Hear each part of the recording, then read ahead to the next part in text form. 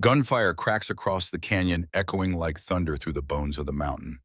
Snow flutters down slow and silent as a figure stands alone at the ridge-coat torn smoke rising from the barrel of her rifle. Below, men scatter. One bleeds into the dirt. One doesn't move. And in the dead quiet that follows, you realize something's broken in this town. And it ain't the law. They tried to make her disappear. Buried her name in slander-lit fires to scare her off. But the land remembers. And so do the people. Some towns are built on honor. This one was built on silence. Until someone walked in and refused to bow, refused to smile pretty and play the role. And when the wrong woman gets pushed too far, the rules burn with everything else. Because out here, truth travels slower than a bullet. But it always hits home. The train hissed to a stop in the early morning chill of Alder Creek, Colorado. Frost laced the edges of the platform, and the breath of the waiting crowd curled like smoke into the high mountain air. Evelyn Hart stepped off the train alone, her leather satchel slung over one shoulder, a rifle case strapped to her back like an afterthought. She moved with the deliberate grace of someone who had crossed rivers on foot and lit fires in snowstorms. No one greeted her. No one helped with her bag. Only the disapproving gaze of a well-dressed man near the edge of the platform awaited her. Richard Langford, heir to the Langford Ranch, and the man who had written letters filled with promises of marriage, family, and a new start in the West. But now, seeing her in worn boots and a wool coat mended more times than it should be, his face soured. "Miss Hart?" he asked stiffly, already regretting every word he'd written. Evelyn nodded once. "Mr. Langford."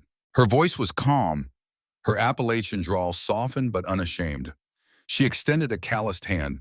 He stared at it for a beat too long before reluctantly taking it. The rejection came quickly, dressed in polite cruelty. "There must have been a misunderstanding," he said, his gaze flicking over her rifle. "The bride I arranged for was meant to be refined, domesticated." His words stung less than she thought they would. Evelyn had gambled her future on those letters, sold her father's old trapping knives and her mother's silver brooch just to afford the passage. But she'd come too far and survived too much to be undone by a snub. When Richard offered her a train ticket back east and a curt apology, she declined without blinking. "I'll find my own way." And she did, shouldering her bag, walking away from the only person who knew her name in that town. She hadn't come this far for someone else's approval.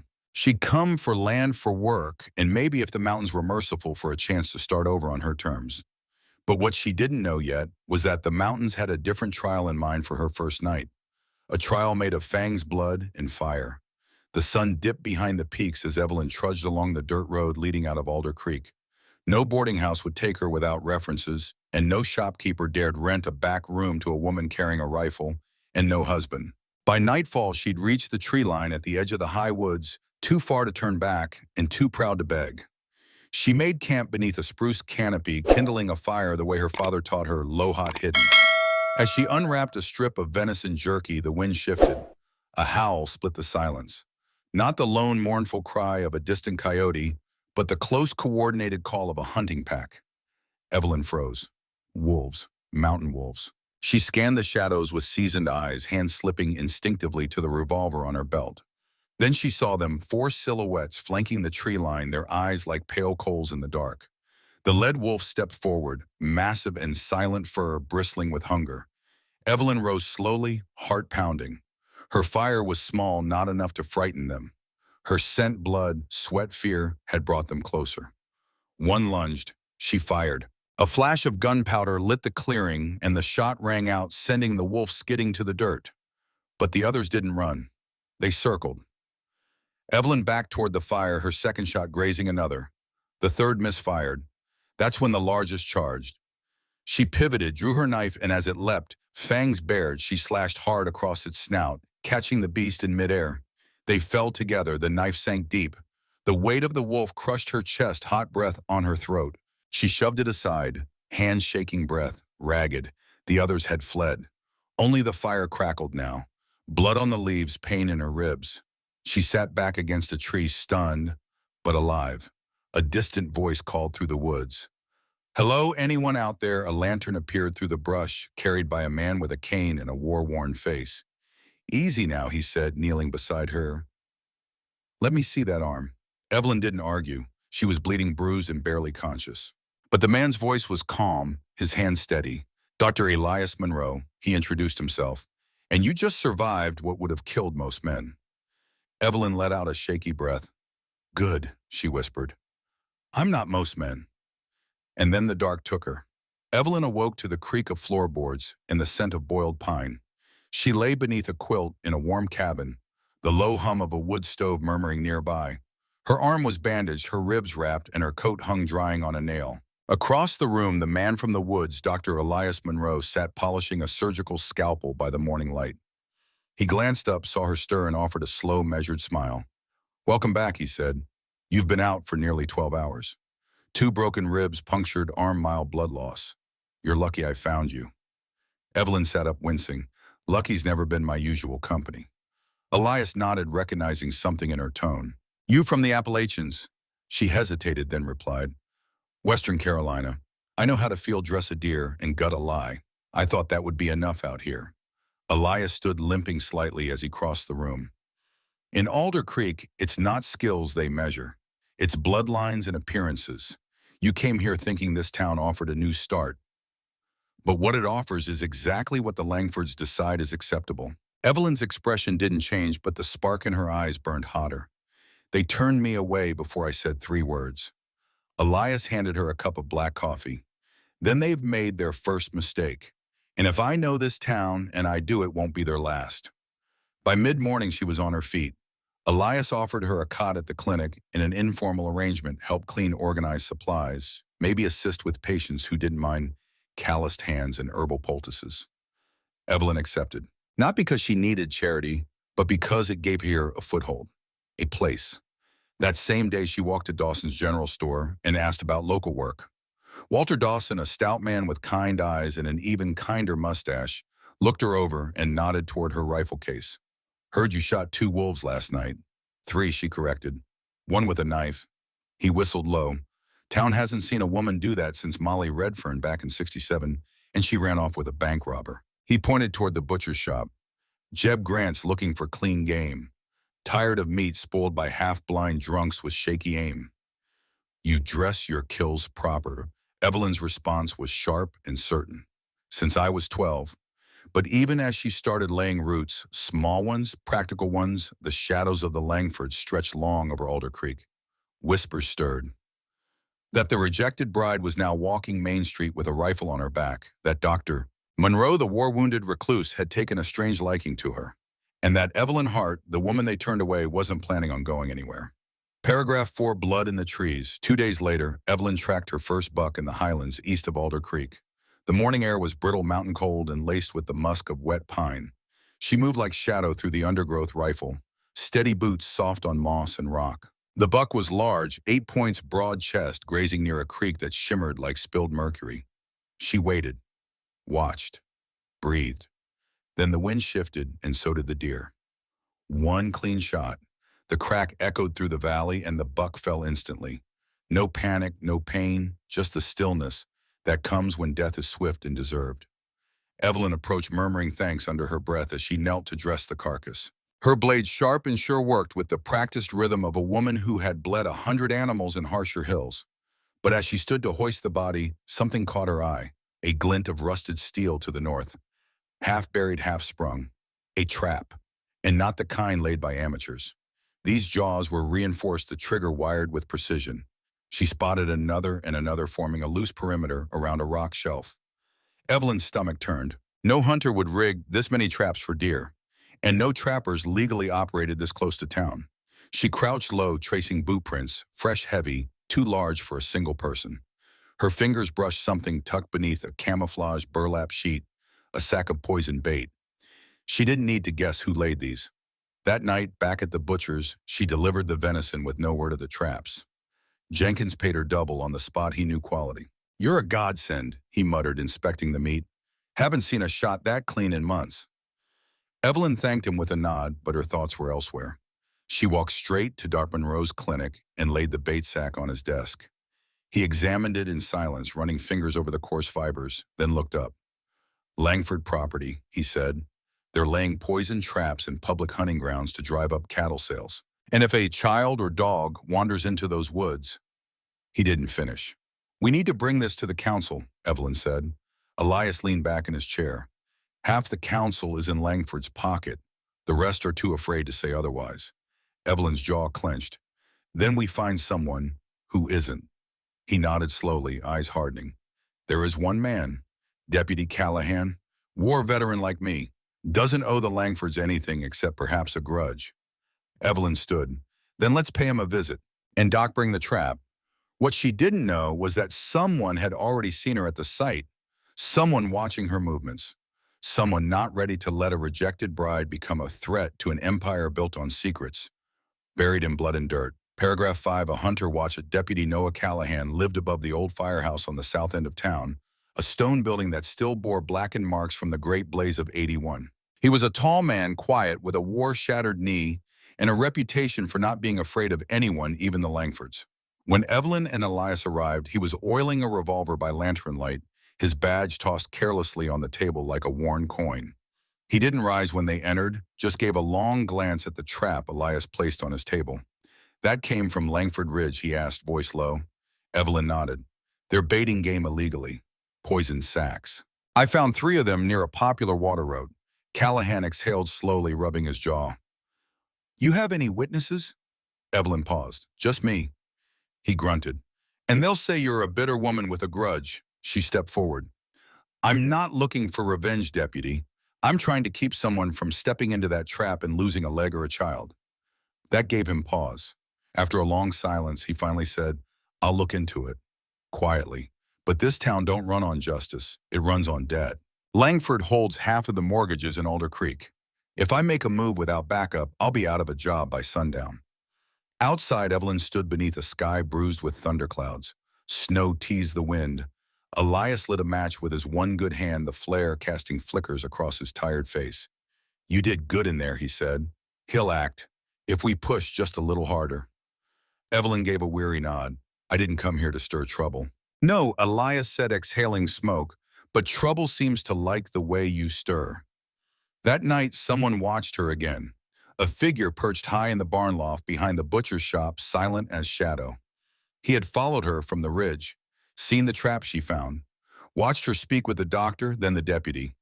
In his hand was a sketchbook, and on it, a hastily drawn outline of Evelyn Hart, rifle slung, head turned toward the wind. He sketched quickly, efficiently, then tore the page out, crumpled it, and burned it with a match. No evidence, no names, just orders. At Langford Ranch, Richard's older brother, Gideon Langford, sat at a wide desk beneath a mounted elk head, reading the report handed to him without emotion.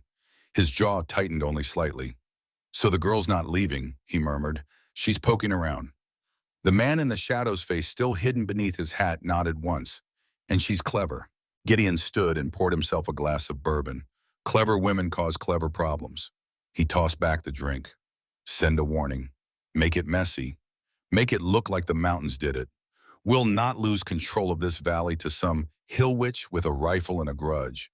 The warning came at dawn, not as a note nailed to a post or a whisper in an alley, but as smoke, thick black and rising fast over Cooper's Ridge. Evelyn spotted it first as she loaded fresh rounds into her rifle, preparing for the day's hunt with Billy Tanner, an aging tracker who'd agreed to partner with her legally. "Fire," she muttered, pointing to the smoke spiraling into the pale sky. Billy squinted. "That's Grant's camp," he said, suddenly pale. "That boy's only 15. Without another word, Evelyn mounted up. Billy followed, spurring his mule into a reluctant gallop. The climb was brutal, frozen earth, loose shale, but Evelyn didn't hesitate. The closer they got, the clearer it became this was no accidental fire. The trees weren't just scorched, they were slashed fire starter, soaked into brush and bark. Someone had meant for it to burn. They found the camp in ruins. The game rack was toppled, the hides soaked in oil, and the tent was a skeleton of smoldering canvas. Young Caleb Grant lay unconscious near the stream, head bloodied, breathing shallow. Evelyn dropped to her knees beside him, fingers already moving with practiced precision. Fractured skull, minor burns she assessed, ripping her scarf to make a compress. Billy cursed under his breath. "This ain't no warning. This is a declaration." Evelyn's gaze scanned the tree line. "Then we answer it." Back in town, Elias Monroe worked fast. Caleb was stabilized in his clinic, head-stitched arm splinted. When Callahan arrived, he said nothing. just stared at the boy for a long time, then looked at Evelyn. This was Langford, Evelyn nodded once. Their poison didn't stop me, so they tried fire. Callahan set his jaw. They've made their move, now we make ours. But Evelyn wasn't done. She returned to the ridge that night alone. She followed the tracks, 2 horses, narrow shoes, high gait, ranch bred. She moved without sound, her senses tuned to the rustle of leaves, the whisper of distant hooves. And there beneath the moonlight, she found a spent matchbook with the Langford Ranch insignia half buried near the stream. She pocketed it and started back. That's when the first shot rang out. Bark exploded beside her head. She hit the ground, rolling rifle up. Another shot cracked through the pines. She crawled toward a downed log, scanning for the shooter. Then she saw the glint of a scope perched high on the bluff. Without time to think, she rolled onto her back and fired once, just enough to force retreat. The shot echoed and the forest went still. She waited. Nothing. Whoever it was had vanished. But they'd aimed to kill. No warning, no hesitation. Back at the clinic, Elias stitched a gash on her shoulder in silence. Blood soaked through her sleeve, but her eyes were colder than steel. They won't stop, she said. Elias met her gaze. Then neither will we. Word of the fire spread faster than truth. By midday, the town of Alder Creek buzzed with conflicting tales. Some claimed it was bandits. Others swore it was drunken miners. But the ones who knew better, those who had seen Langford cruelty up close, said nothing aloud, only nodded grimly to one another in passing. Evelyn, her arm bandaged and her rifle never out of reach, stood at the front of Dawson's general store, speaking quietly to the butcher, the blacksmith, the postmaster's widow. They burned a boys' camp, she said, voice steady but sharp as frost. And next time it might be a house. Yours. At first it was just whispers. Then came volunteers. People tired of kneeling ranch hands, fired for speaking up, widows who had lost sons in the Langford mines, merchants squeezed for every penny by Gideon Langford's debt collectors. By sundown, a dozen stood with her in the back room of the butcher's shop, some armed, some just angry. Elias Monroe, usually silent, laid a town map on the table. They control the bank, the freight routes, and the sheriff's budget, but not the people, not anymore. Billy Tanner tapped a worn finger on the map. The Northern Trail cuts through Langford land, but technically it's federal timber. We set up a checkpoint there, stop their riders, start controlling what they move. Evelyn nodded, and we protect the ridge. No more traps, no more fires. Anyone caught with accelerant or poison answers to us. But this wasn't just about territory. It was about truth. So Evelyn made a decision. The next morning, she stood on the steps of Alder Creek's church, the one place Langford influence dared not tread, and told the whole town what happened. She spoke plainly of being rejected, of surviving wolves, of finding poison, of seeing a boy nearly burned alive. She held up the Langford matchbook. They think because I came alone, I'd stay quiet. Because I'm a woman, I'd back down. But I have never been quiet, and I have never backed down. A silence followed, long, cold, heavy. Then one man clapped, then another. Soon the church steps echoed with thunderous applause and boots pounding the wood. For the first time, Evelyn saw what fear had buried: anger and the kindling of courage. Gideon Langford watched from his carriage window across the square, expression unreadable. So he murmured to his lawyer, "The girl wants war." His jaw set. Then we remind her what happens when sheep challenge wolves. But wolves forget the girl had already faced a real pack. And she didn't just survive, she made them run. The Langfords struck back not with bullets, but with silence and pressure. Overnight supplies from Denver vanished off the wagons. Mail was delayed, bank accounts mysteriously froze. Evelyn returned from a hunt to find her payment from Jenkins withheld due to a sudden contract reevaluation. The undertone was clear: economic starvation.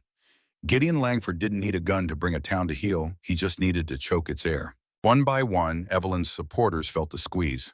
Billy Tanner's hunting permit was revoked. Elias Monroe's medical deliveries were redirected by the freight company, which just happened to be owned by Langford Freight and Holdings. Even Walter Dawson found a notice nailed to his storefront: overdue taxes, despite his records proving otherwise. Still, they didn't break. Evelyn doubled her hunts, bringing meat straight to families who'd been cut off from store credit. Mrs. Finch, the boarding house matron, converted her parlor into a communal kitchen.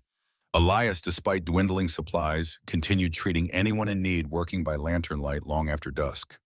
But they all knew this was just the opening gambit. And then Gideon made it personal. It happened during Sunday service. Evelyn arrived late, her presence turning heads as always.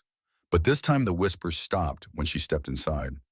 The pastor's sermon paused. All eyes turned toward the altar, where Gideon Langford now stood, hand resting on a young woman's shoulder.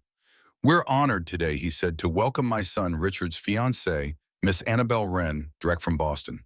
Refined, God-fearing. An example of grace for the young ladies of Alder Creek." Evelyn's heart thudded once, but she didn't flinch. She understood this play. It wasn't a wedding. It was a message: you were replaceable. You still are. That afternoon, Evelyn climbed to the ridge alone. There among the charred trees, she found a new message, this one scorched into a tree stump with a branding iron leaf. She stared at it for a long time, then drew her hunting knife. In the bark below the threat, she carved two words. Still here. The real blow came the next day. Elias was arrested. Sheriff Donnelly, who had barely spoken a word to anyone not wearing a Langford badge in months, arrived with forged warrants, illegal practice, unauthorized narcotics, and inciting unrest. Elias was dragged from his clinic without cause, his leg dragging behind him, his tools still on the table. Evelyn arrived seconds too late, breath-catching at the sight of the man who had saved her life, now shackled like a criminal. She rode straight to the deputy's office. Callahan looked up pale and furious. "They bypassed me. I wasn't told."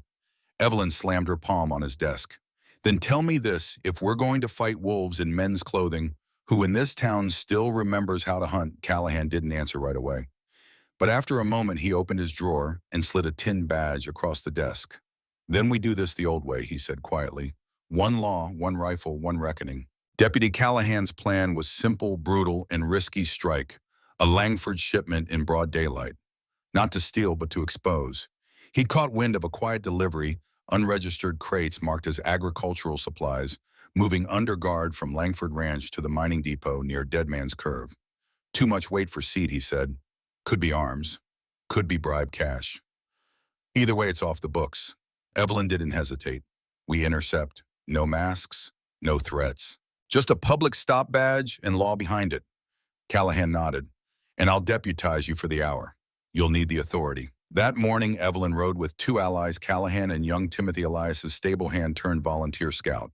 They waited in the tall grass just beyond the bend. When the Langford wagon approached, pulled by black Percherons and flanked by two armed guards, Callahan stepped out first, badge flashing. "Langford shipment. I'm conducting an inspection under territorial trade ordinance." The rider sneered. "You got a warrant, cripple." Evelyn emerged next, rifle slung and calm. "He doesn't need one. The people do." One guard reached for his holster. He never finished the motion. Evelyn's rifle was raised before the man could blink. "Let's not play brave. You won't walk away." The guard froze. Callahan opened the first crate and his face darkened. Not seeds, not tools. Inside were bound stacks of scrip, Langford IOUs, and loan notes, thousands of dollars in forged records, ready to buy silence across the county. "I want everyone to see this," Evelyn said. Now, within hours, a crowd gathered at Dawson's store where the crates had been reassembled on full display. Men who had lost land, women whose credit had vanished, ranch hands who'd worked two winters without pay. They came and they saw. Gideon Langford tried to deny it, sending Richard to make excuses.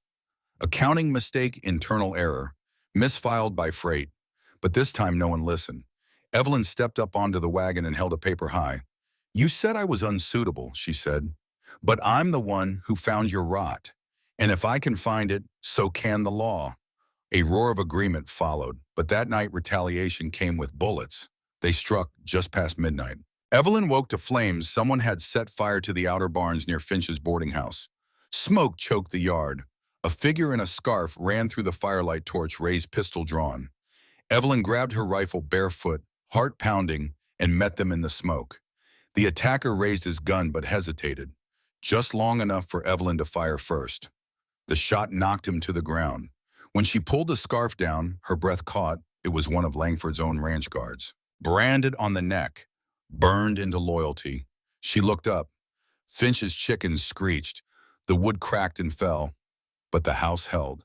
Evelyn lowered her weapon, sweat and ash mixing on her face. The war wasn't coming. It had already begun.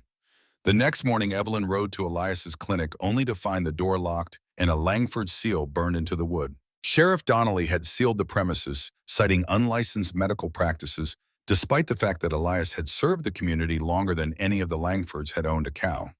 Evelyn didn't knock. She picked the lock, stepped inside, and found the clinic ransacked, books, torn herbs, scattered Elias's surgical tools missing. But what mattered most was gone the ledger. Elias had kept records, meticulous ones. Notes on Langford mine injuries, unpaid labor, poisoned cattle herds the ranch tried to blame on drought. And most damning, a separate black-bound ledger Elias had hidden containing names, bribes, injuries concealed for years. If this ever gets out, he once told Evelyn, it won't just break their control over Alder Creek, it'll send someone to prison. And now it was missing. She searched the cabinet drawers, the floorboards beneath his cot, even the chimney, nothing. But as she stood there defeated, she remembered something Elias once said with a smirk.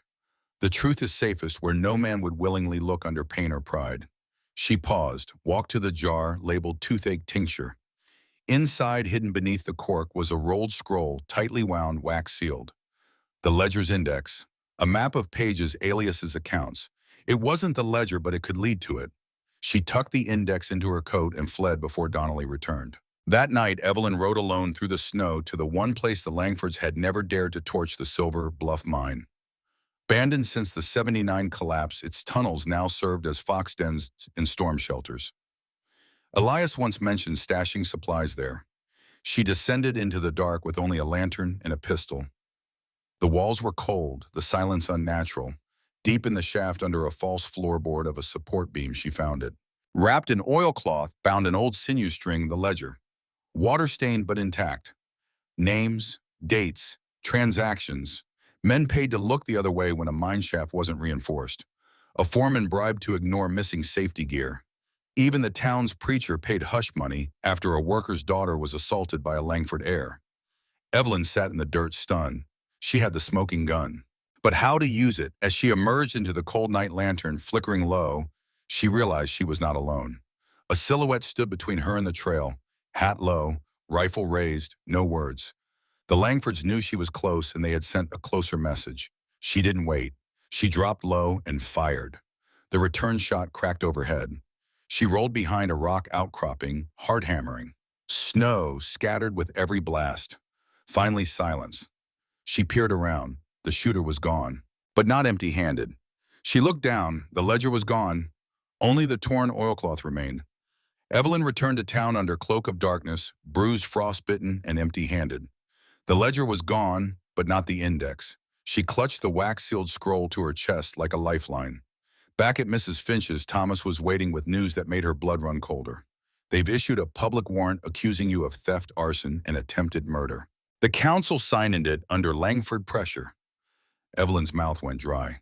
So, I'm a fugitive now. Thomas shook his head. Your bait. Callahan arrived an hour later with a proposal too reckless for most, but not for Evelyn. We make them come to you. Publicly. He unrolled a map on the table. There's a canyon northwest of town, Widow's Gulch. One way in, one way out. You show up. I leak word you have the ledger. They'll send men to retrieve it. But we'll be ready. Evelyn looked at him hard. That's a kill zone. No, Callahan corrected. It's a mirror. We let the whole town see who draws first blood. They laid the trap the next day. Callahan and 3 trusted townsfolk hid in the canyon rocks, rifles trained on the narrow pass. Evelyn stood in the open with a decoy book in her satchel, her fingers curled around her pistol, eyes scanning the bluff. It didn't take long. Dust rose on the trail.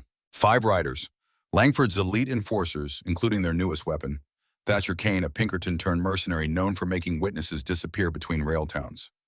Kane didn't speak when he arrived, just looked Evelyn up and down.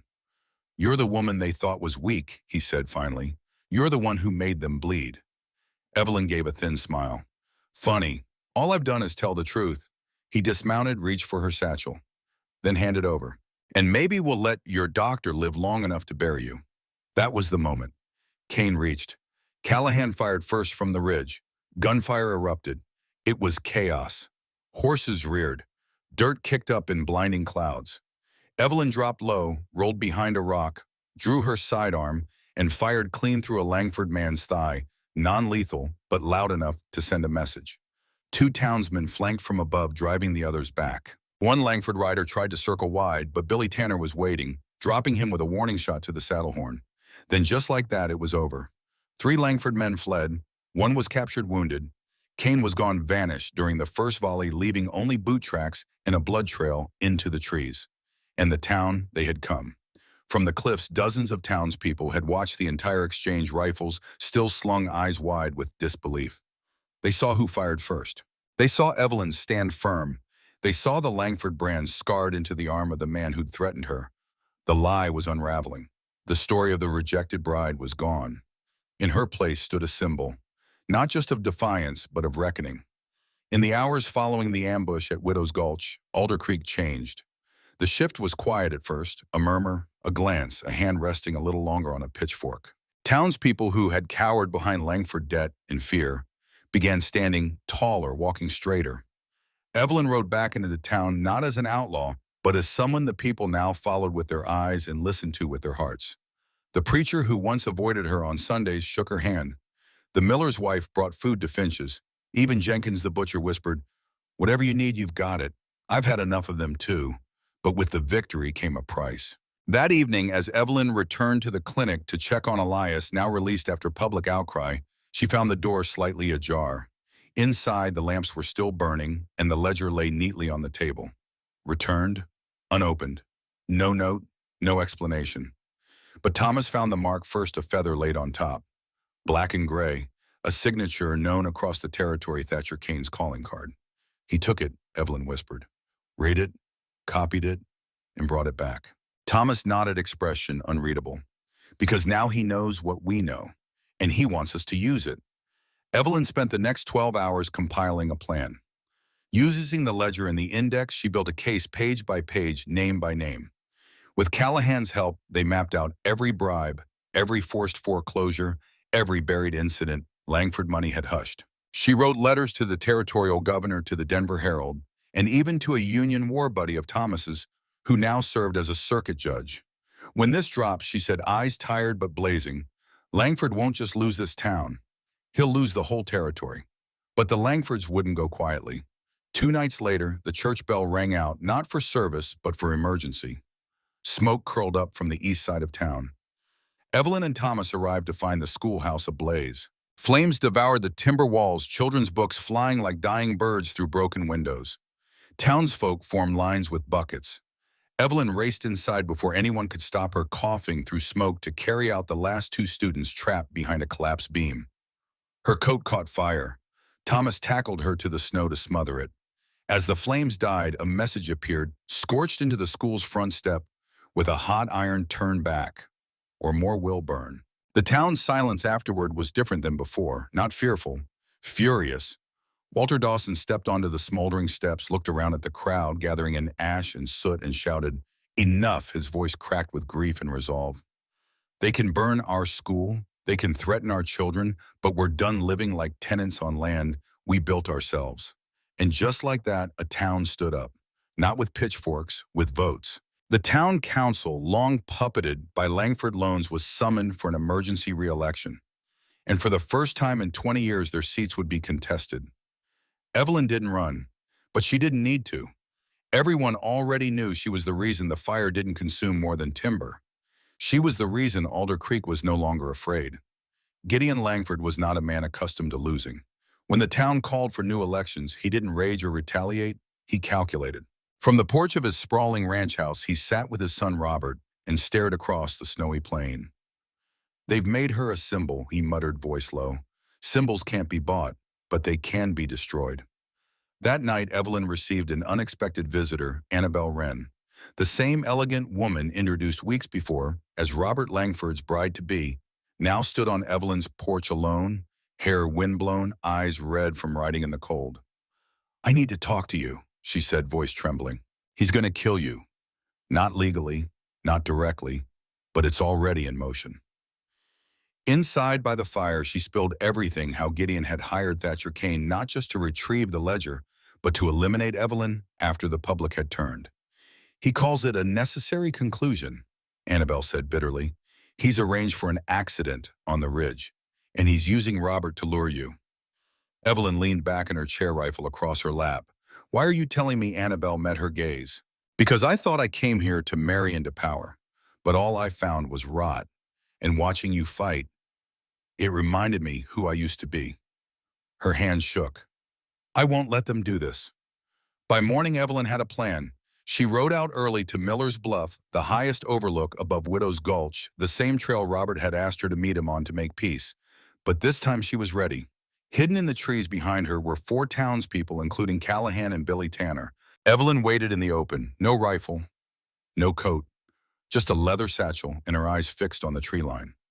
Robert Langford arrived first. He looked different, tired older, somehow, his fine coat stained with trail dust.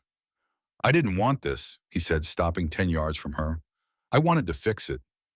Then you should have started sooner, Evelyn replied evenly, before they set fire to our school, before Elias was jailed, before you stood silent while your father tried to crush this town. From the woods behind him, a second rider emerged. Not Kane, Gideon Langford himself. He dismounted slowly, Kane tapping the frozen earth. I always said it'd end like this, he drawled, with a woman standing too tall and too proud for her own good. Then he reached into his coat. Evelyn didn't move, but Callahan did. Drop it, his voice thundered from the trees, rifles cocked in unison. Gideon froze hand halfway to the revolver inside his coat. You brought a firing squad, he sneered. No, Evelyn said. I brought witnesses. One by one, townsfolk stepped out from the woods armed by yes, but more importantly, watching, recording, bearing witness to what nearly became a public execution. Robert lowered his eyes. It's over, Father. Gideon Langford looked around at the rifles, at the faces many he once owned through fear and debt. You'll regret this, he spat. No, Evelyn said quietly. We already regretted not doing it sooner. That was the moment it ended. Not with a shot, but with surrender. Gideon Langford was arrested 2 days later on charges stemming from the mine ledger fraud, attempted murder, and conspiracy to destroy public records. It was over. But Evelyn knew the real work had just begun. In the days that followed Gideon Langford's arrest, Alder Creek didn't erupt in celebration. It exhaled, slowly, carefully, as if the whole town had been holding its breath for decades and only now dared to release it. The Langford banners were taken down from the town hall. The church bell rang again, this time not for fear or fire, but to announce the first free council election in 22 years. And for the first time, names outside the Langford circle were etched on the ballot: Walter Dawson Callahan, even Mrs. Finch. Evelyn didn't run for office. She didn't need to. Her name had already become a verb to Evelyn, something now meant to do it with backbone and clarity, whether it was settling a land dispute or stitching a wound with herbs and grit. Dr. Elias Monroe returned to his clinic limping but undeterred. He and Evelyn resumed their makeshift partnership, medicine and muscle. People came from as far as Laramie for treatment, not because the tools were fancy, but because they trusted the hands. The schoolhouse was rebuilt by the townspeople themselves, hammered by farmers, painted by children. Evelyn caught Thomas Miller there one afternoon, teaching a boy how to read a railroad map. I never thought I'd be here long, he told her, but somehow this place kept asking me to stay. Places don't ask, Evelyn said. People do. Their relationship had grown in quiet ways. Shared glances, unspoken alliances in town meetings, the comfort of someone steady beside you when no one else dared speak up. And yet nothing had been named. Until one evening on Finch's porch, when Thomas, uncharacteristically nervous, said, I've drafted a proposal. He handed her a folded paper. Inside, a sketched plan, a joint clinic and hunting co-op, half for medicine, half for meat distribution. Her signature already signed by him with her name in careful script. She looked up. He added softly, also, I'd like to marry you. Evelyn blinked. Is that in the fine print? Very fine, he replied. You'd have to squint to see it. She didn't say yes right away, but she didn't say no. Instead, she laid her hand over his and said, I came here to be someone's wife. I never thought I'd get to choose who earned that. He squeezed her fingers. Then let's build something no one can tear down. The next day, she returned to the ridge where she had first stared down the Langford Empire. Snow was melting. Wildflowers were already sprouting where the ash had cooled. She placed her rifle against the stone, knelt, and whispered thanks not to a god she didn't know, but to the land itself, for keeping her alive, for making her strong, for teaching her that rejection is sometimes the road to resurrection. Evelyn Rose Hart didn't just survive Alder Creek. She changed it. Spring broke early that year in Alder Creek. The snow peeled back like old wallpaper, revealing green beneath scars. The town felt newer, as if it had exhaled the Langfords with the frost. And at the center of it all was Evelyn, no longer the rejected mail-order bride, but the woman whose fire had lit others' courage. She didn't wear a badge. She didn't sit on the council. But when something needed fixing, fences, fevers, or fractured hearts, they came to her porch or followed her into the hills. The hunting co-op opened that April. With Billy Tanner at her side, Evelyn taught boys and girls how to track with respect, how to shoot clean, how to gut an animal without waste. This is how you eat honorably, she'd say, and how you leave the world fed, not just full. The co-op traded fairly with Jenkins. Families who couldn't afford meat got it anyway, paid in firewood boots or nothing at all. Across town, the medical wing thrived. Thomas ran it now with Elias, but Evelyn was the one they trusted when medicine failed. Her Cherokee salves treated frostbite, her teas eased birthing pains, and her hands, steady and scarred, delivered 3 babies that year. One was named Rose, another Evelyn, the third Gideon. Forgiveness, the mother explained, eyes misty. Not for him, for us. The Langford estate was broken into pieces. Robert surprisingly stayed, not to reclaim power, but to rebuild. He sold the cattle and turned the ranch into land for homesteaders. People who'd been leasing from him now owned what they farmed. Annabelle taught at the schoolhouse. And when Evelyn passed them on the road, Robert always tipped his hat. Never more, never less. As for Thatcher Kane, he was never seen again. Rumors claimed he took the train east. Others said he still watched from the tree lines, waiting for a job worth his silence. Evelyn didn't care. If he ever returned, he'd find a town less afraid, and a woman who no longer needed a rifle to make people listen. One crisp summer evening, Thomas stood beside her on their porch watching a hawk circle over the hills. "You ever think about what would have happened if they'd accepted you that day at the station?" he asked. Evelyn smiled. "I do, and I thank God every time they didn't." They stood in silence a moment longer. Behind them, the town bustled, children chasing fireflies. The blacksmith laughing with a new apprentice, Finch's boarding house glowing warm in the dusk. Ahead, the mountains watched, ancient and unmoved, as if nodding once in approval. Then Evelyn stepped down off the porch, rifle slung light across her back, and said, "Come on, Doc, let's go check the fence line." Thomas followed Kane, tapping lightly in the dust. And just like that, they walked into the evening, not as rebels, not as fugitives, but as the future Alder Creek had chosen to follow. Together. They didn't write songs about her, not in the saloons, not in the church. But in Alder Creek, when a storm rolls over the hills and the wind rattles the windows, folks remember the woman who didn't flinch. She didn't come to be a savior. She came because she had nowhere left to go. What she found was a town too scared to fight, too used to bending beneath a name carved into their land like a scar. She gave them something the Langfords couldn't buy: hope. It cost her safety. It nearly cost her life. But what she built out of ashes, grit, and quiet defiance still stands. A clinic that heals without permission. A co-op that feeds the hungry. A man who walks beside her, not in front. In a town that finally remembered how to stand on its own 2 feet. Some battles are won with bullets, others with backbone. She didn't set out to start a revolution. She just refused to leave like she'd arrived unseen. So when the dust settles and all the noise fades away, what's the one thing you'd still fight for, even if you had to do it alone?